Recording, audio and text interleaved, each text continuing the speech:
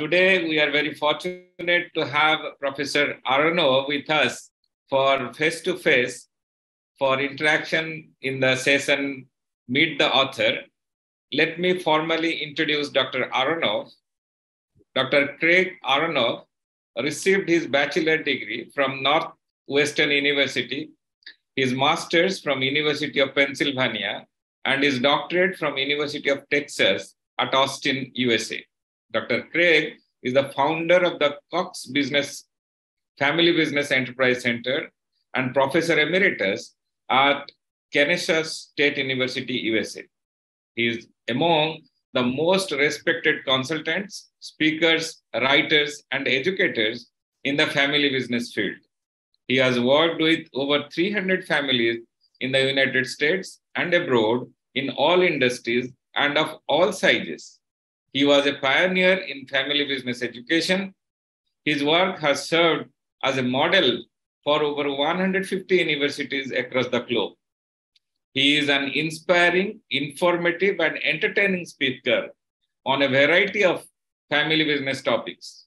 Dr. Craig speaks regularly at trade and professional groups and has lectured at over 100 universities. Dr. Craig is also a prolific writer in the family business field.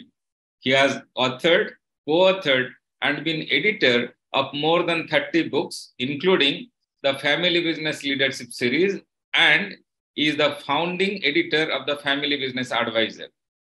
His present and past activity in civic and community organization includes President of Family Farm Institute from 1992 to 94, President of Marietta Kiwanis, USA, Vice Chairman of Cobb Chamber of Commerce, Chairman of Cobb Transit Advisory Board, Member of Marietta Planning Commission, and President of Association of Private Enterprise Education.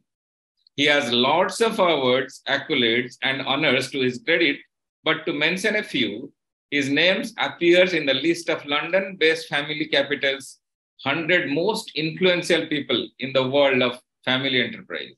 Family Farm Institute Beckert Award for Outstanding Contribution to Family Business Practice.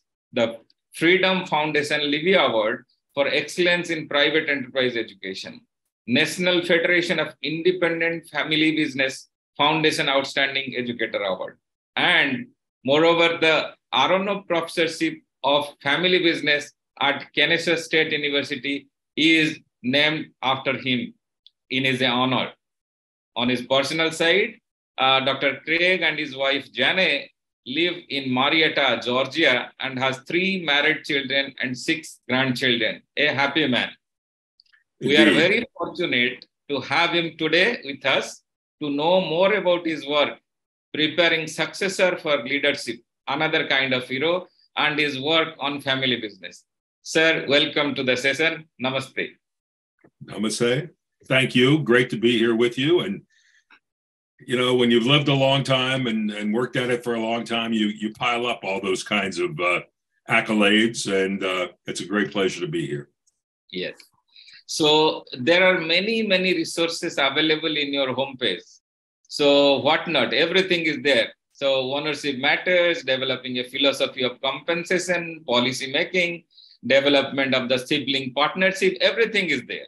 So you have very, meticulously worked throughout your life on different aspects of family business. You are a visionary and have done much for giving the leadership to the business family in USA and outside. What is your perception on family business, and what message do you want to give to the family business owner as a whole?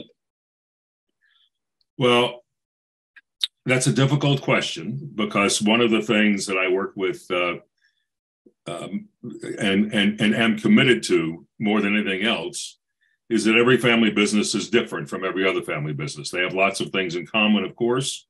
Correct. But as I work with hundreds of family businesses, I try to respect each one for who they are, for what they are, what their goals are, what the particular dynamics of their family may be. So I treat them as very independent and individualistic enterprises. And I think that's important. I think the other thing that I would say is that family businesses play an incredibly important role in our world as a whole. In every society that I've been exposed to, family businesses play a role not only in terms of production, in terms of providing employment, but they support the institutions of those cultures and those societies, and provide a tremendous stimulus to our economy, to our society, to our culture, and I can't overstate how important the role of family enterprise is to the world as a whole, in my belief. Okay, so you have archived so much of professional contents, published books, videos, podcasts in your homepage.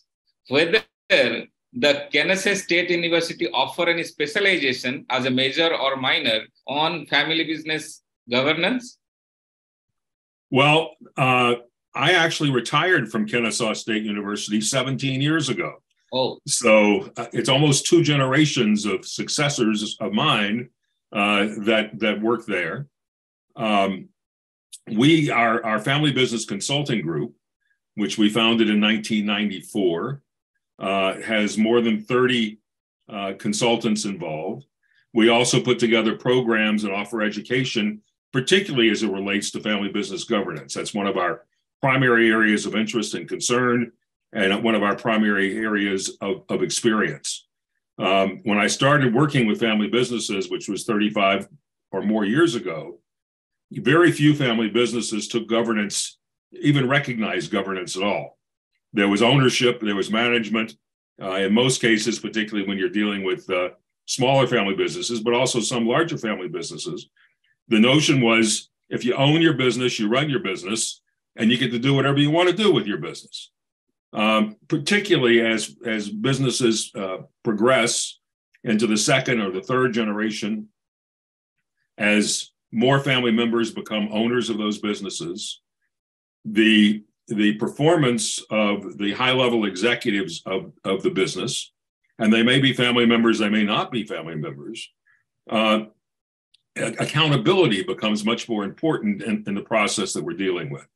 So governance is a process of assuring that businesses are functioning consistent with the values and the goals of their owners, and consistent with the best possible management, the most productive possible approach to accomplishing their business, and as well as protecting the assets and assuring that they are within societal norms. That is to say, they're following the law or whatever other kinds of contingencies that are there that they have to deal with.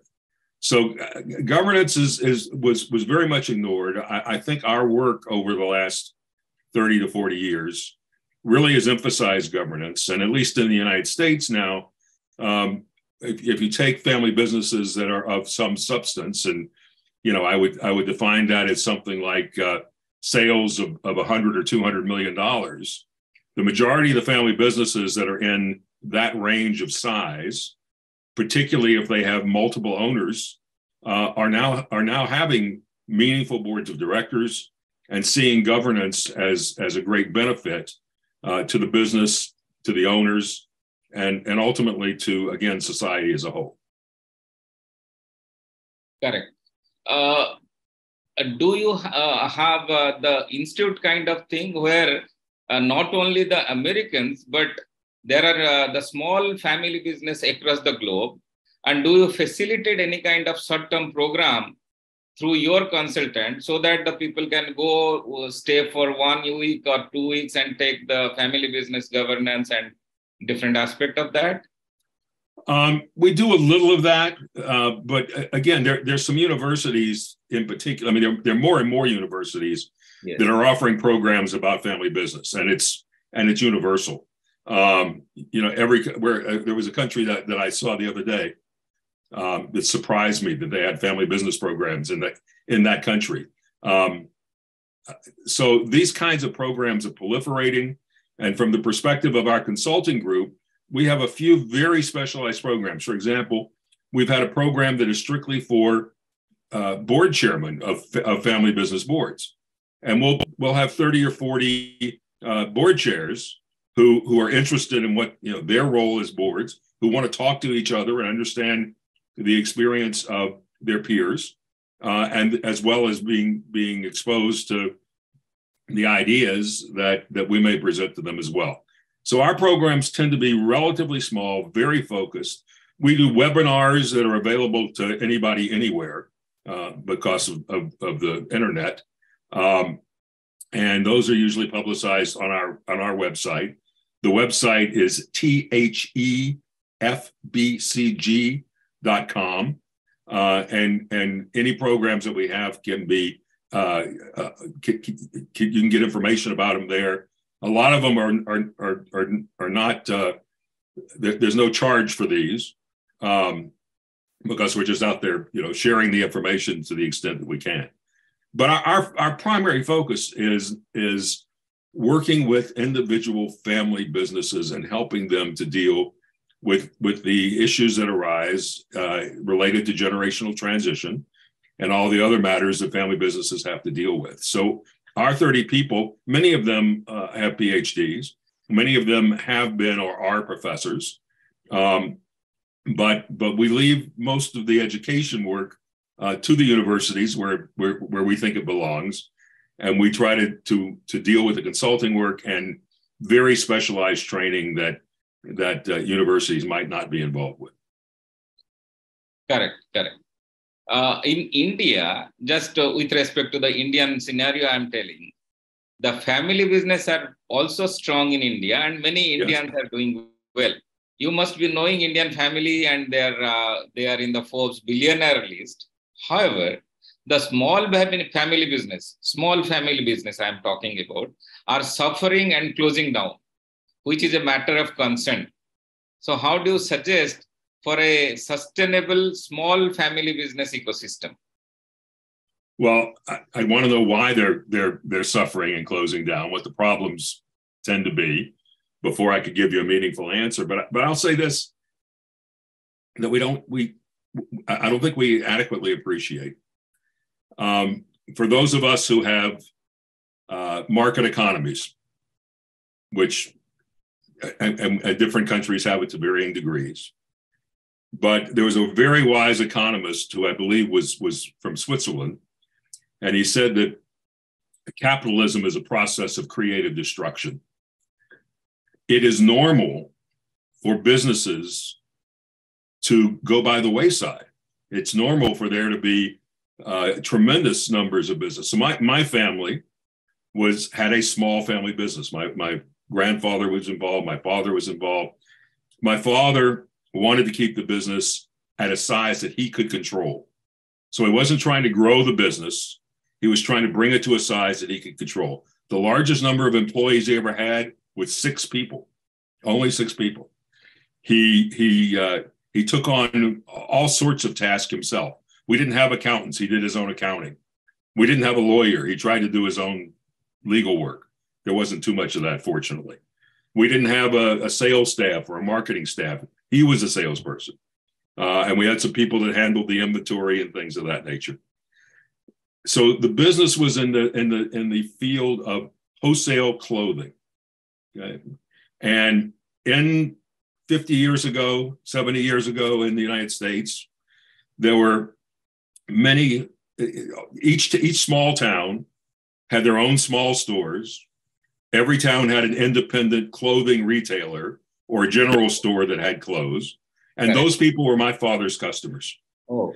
When I was young, before I was 12, my father said to me, and I was the oldest of my siblings, he said to me, I want you to understand something. We are middlemen. We buy and we sell, but the world hates middlemen. And the economy wants to get rid of middlemen because they see us as being inefficient. Now, I didn't completely understand what he was saying at the time. But some years later, as things change, and I'm speaking of the United States, but this has happened elsewhere, major highways were being built so people could move from small towns to suburban shopping areas more easily. Distribution became much more professional. And certain retailers became very proficient at what they did. One in America, and who is also around the world to some extent, is Walmart. And Walmart basically put all my father's customers out of business and put my father out of business. So, and everybody who was like my father out of business. Okay? And when I started working with family businesses, he said to me, there are no more family businesses because all the ones that he knew were gone. Okay? Correct. In the early 90s, I had a program where we had Sam Walton, who was the founder of Walmart, as a speaker in Atlanta, where I'm from. My father calls me up. He says, I hear you're bringing Sam Walton to town. I said, yeah. He said, I'd like to meet him. Can you arrange that? I said, yes, I can do that. So Sam Walton, who was building the biggest retail empire in the world, and my father, who was this tiny little wholesaler, met each other. I introduced them. And my father shook his hand and looked at him in the eye. And he said, I just wanted to shake the hand of the man who put me out of business. Now, I was embarrassed. I wanted to crawl under something. And Mr. Walton said, no, I'm sure that's not true, Mr. Aronoff. I'm sure that you could find things to sell. He said, my father said, Mr. Walton, I sell a particular brand of underclothes. He said, you sell the same thing. You sell them retail cheaper than I can sell them wholesale. You put me out of business. And Mr. Walton said, oh, I'm sure you could sell something else. And my father said, yeah, I could. But fortunately, I put enough money away. We're happy. Everything's fine. And I just wanted, he said, I respect what you've done. And I wanted to shake your hand. So it is absolutely normal for businesses to go out of business because of competition, because of technology changes, because you name it, they're all there. And for us to say that our data suggests that about 30% of family businesses will survive from one generation to the next, only 3 in 10. And most people say, oh, that's terrible. That's horrible. And the reality is, if you look at the longevity of businesses, family businesses last longer than other kinds of businesses. And family businesses have a better chance of surviving, even though only the odds are 3 to 1 against them. But those are better odds than many entrepreneurial startups and other kinds of businesses that are emerging and all of these kinds of things. So it doesn't help the individual who's struggling to stay in business to hear all this. But you've got to be flexible. You've got to be light on your feet. You've got to be looking for opportunities. And increasingly, and again, I've seen this change in my career, in my lifetime. When I started, the impression I had was that people who had family businesses wanted their family business to survive and continue to do what it's doing. 35, 40 years later, family businesses are saying, we've got to be prepared to change. We've got to be looking at our environment. We have to find ways to move our capital from areas that are declining and put them in areas that are beginning to prosper. One of my special areas, I was seen as an expert in the newspaper industry. We're working with family businesses who own newspapers. Newspapers are almost extinct now. And those who weren't quick enough to move, to look at other things that they could be doing and to use the skills they developed in their business to do other businesses are gone. But some have made very successful adaptations, but almost none of them are in the newspaper business anymore. So it's very, can you help a small business, and it's family business or not family business? Can you help a small business be a better business person? And that's what I hope our business schools are working toward. Just yesterday I was with a family business in Miami, Florida, which is about 600 miles from where I live, and they were in the landscape contracting business. So it's a form of construction but it's installing yards and bushes and foliage and all of that, you know, in relation to buildings and roads and other things. And they've gone from a very small business, kind of struggling to get by, to now being not a giant business, but a nice sized business. And I spent the early part of Tuesday morning talking with the two brothers that founded it. And I was beginning to worry about them. I mean, we were talking about, you know, what is your strategy? What is the structure of your business? What are you doing in terms of laying out plans for succession? And I wasn't getting very clear answers from these men who were in their 60s. And then I talked to one of their sons who was in the business and another young man who was not blood kin, but a key employee. And they said, oh, yes, we have a business plan. We're going to be moving in this direction. These are the resources that it's going to take. This is how we need to structure it. They laid out a beautiful 16-page business plan, which I don't even think their dads knew existed. But they were preparing for the future in ways that were consistent with what it would take to be competitive as the future came. So if you can accomplish that, if you can help a younger generation develop their skills and their knowledge, they're often the ones, and this book that we're talking about tonight is called Another Kind of Hero. That's its subtitle.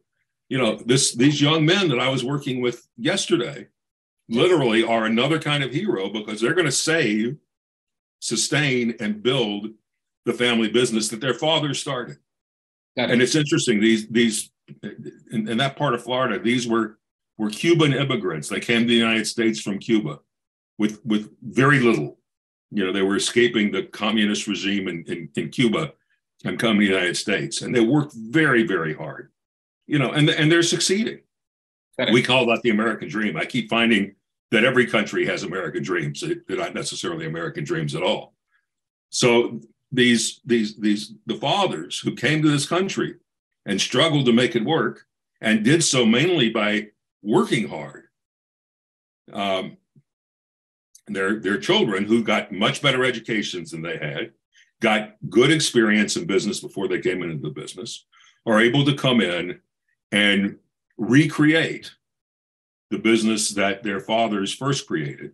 And in so doing, in this case, not in every case, but in this case, they're building it larger, they're building it more profitable, and they're employing more people, and they're having a real positive impact on that business and its survivability and its growth. Correct. So we have discussed about one side of the small business, but the other side is whenever the business is growing. You are talking about your father wanted to remain the business in the same volume and size, but there are people who grows the business. So it is usually seen after 4 generations, the family business becomes public enterprise. What is your say about it? I don't think that's true at all. I do not think that's true. We did a study and we identified, you know, the United States is still a new country. So there are many places in the world that have much longer histories than we have. So we identified about 3,000 businesses that were 100 years old. Yes. So 3-4 generations old. The average number of employees for those businesses that had been around for 100 years and survived was 30. Yes. 30. Not much growth over 100 years. They were in niches, they were in specific areas where they had a lot of expertise, where one way or another they were protected against competition. So it might have been geography or it might have been reputation or other things. And they survived and didn't grow particularly much over that period of time. The other thing, and I'm sorry I keep using American references here, but I'm the numbers are at the top of my head. There are, depending on how you count it, somewhere between 7 million and 20 million businesses in the United States. Under 5,000 of those are publicly traded. Correct. So a tiny, tiny, tiny, tiny percentage of businesses become publicly traded. Exactly. And for the successful family businesses that I see, it is almost never their goal to become publicly traded.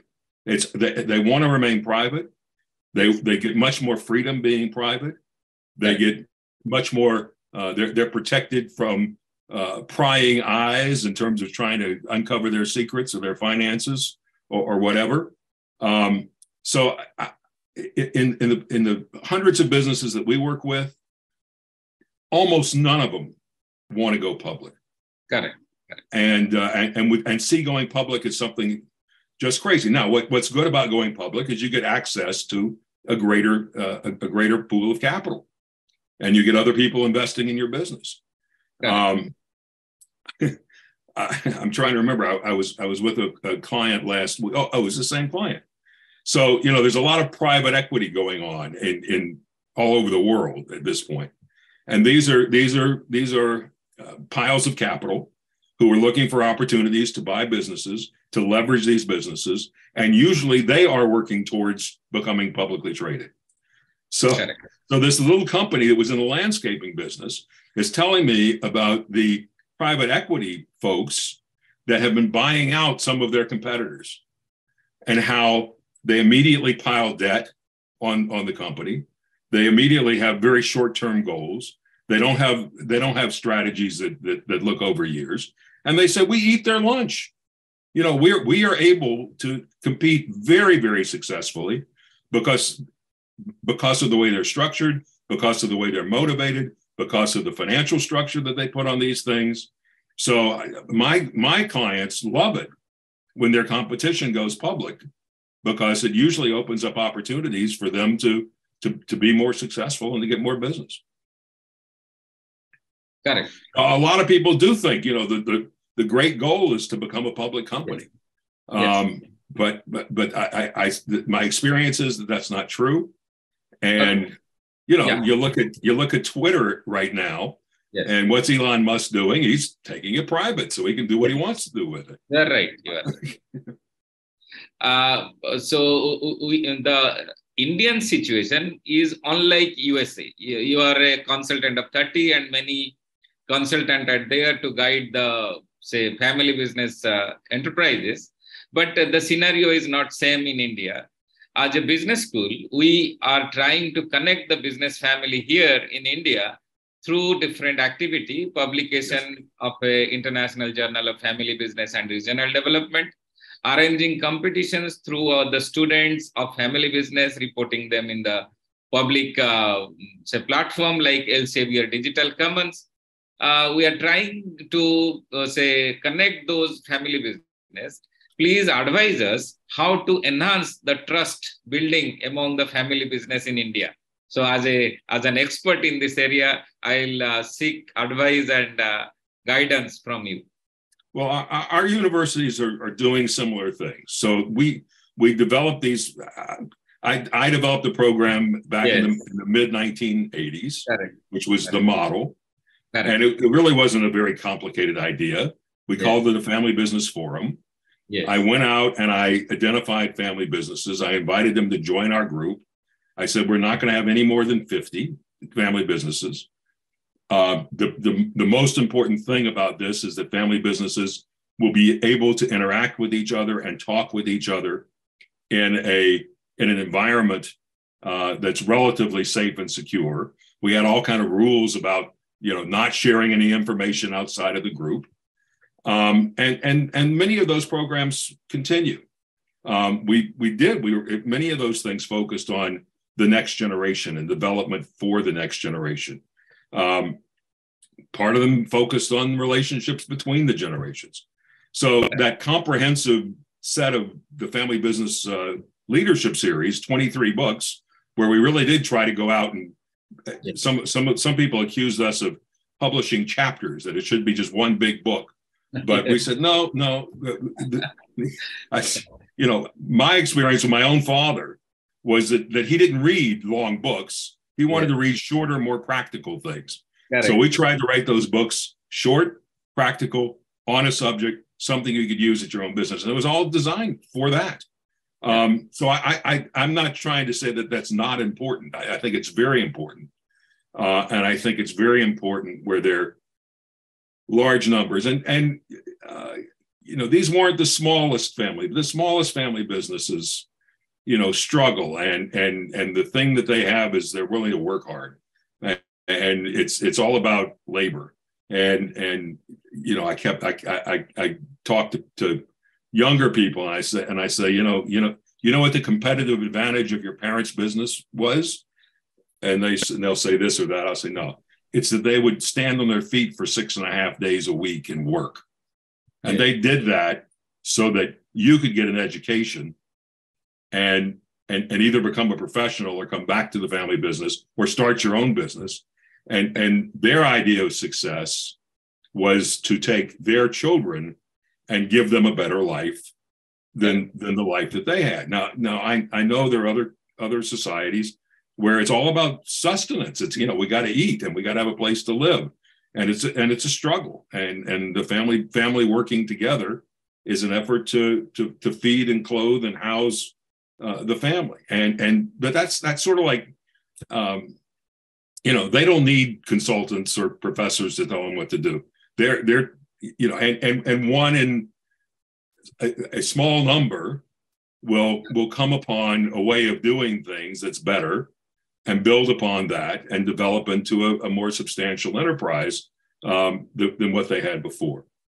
So I think all of that is important. And a lot of what we do in family business, as I'm sure you're aware, families, I used to go around and make speeches, to groups. And I talk about family business. And when I was finished with my speech, some guy would come up and he'd say, Doc, my son's in my business, but he needs some work. Can tell me what to do. How can I, can you help me fix my son? And then other guys would come up. And again, this is 40 years ago already. And a young guy would come up and he'd say, Doc, I think we've got real potential in our business. Yes. And I see a lot of things that need to be changed so we can make our business better. And I keep trying to get the boss to listen to what I'm saying, but they won't listen to me. And by the way, the boss is my father. How do I get rid of him? And those were real from the heart questions. And helping people learning to deal with these things. It's the folks I was with yesterday, the fathers, wanted to see that their sons were going to work as hard as they did.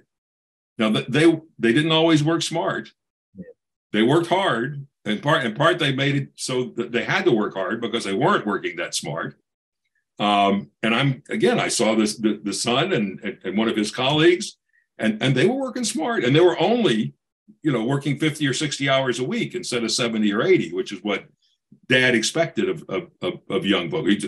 Well, we used to work all night and get our plants ready to go, and then we'd spend all day putting the plants in. We'd work around the clock. Well, great, but you want to create a business where you don't have to do that and for your children. And so helping, the thing that I've always said, what is a family business scholar? Or what is a family business consultant? And it's somebody who simultaneously deals with business issues and family issues and how they fit together. So and the problems can come at any age. For the more mature, more successful, larger family businesses, particularly if they've gone for a generation or two or three and have a number of owners now among the family, the family will destroy the business before the business destroys the business. So it's conflict within the family. It's inability to share the values that by the founders that led to their success, or just lack of interest. They just say, I'd rather go do something more fun. And so you got to focus on both of those areas. And I think bringing family businesses together to talk about those kinds of things are extremely important. And in my professional career, I've seen a tremendous evolution in providing the means to do that. The first of those little booklets we wrote in 1991, and it's still relevant. I would write it differently today if I was writing it again. I know more now than I knew then.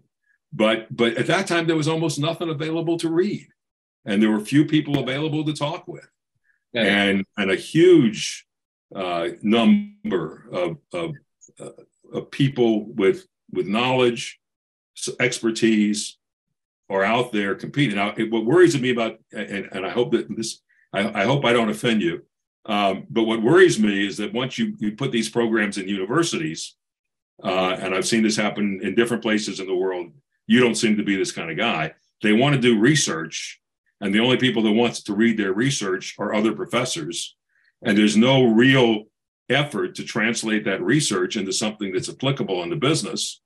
And a lot of the folks who are out there getting PhDs and doing this research have never actually had interaction with a family business, but they're writing articles, research papers for journals, you know, that are supposed to be about family business. And I look at these things and go, yeah, you're right.